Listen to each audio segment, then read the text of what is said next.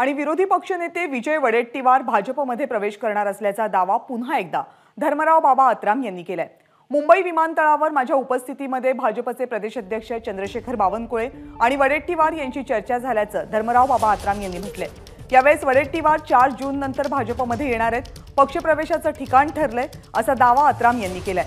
वडेट्टीवारांनी मात्र हा दावा फेटाळून लावलाय।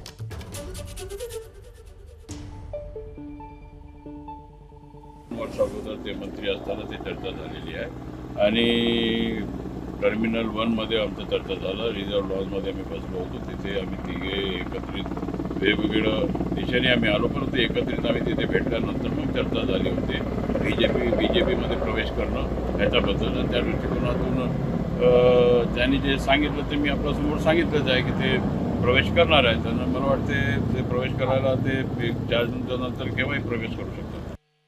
कुठे एअरपोर्टला आणि बैठक अशा होतात आणि त्यापूर्वीच त्या बावनकुळेंनी स्पष्ट केलं आहे की आमच्याशी कुठलीच चर्चा झालेली नाही पक्षाशी, आणि हे सांगतात की एअरपोर्टच्या VIP लॉन्चमध्ये झाली।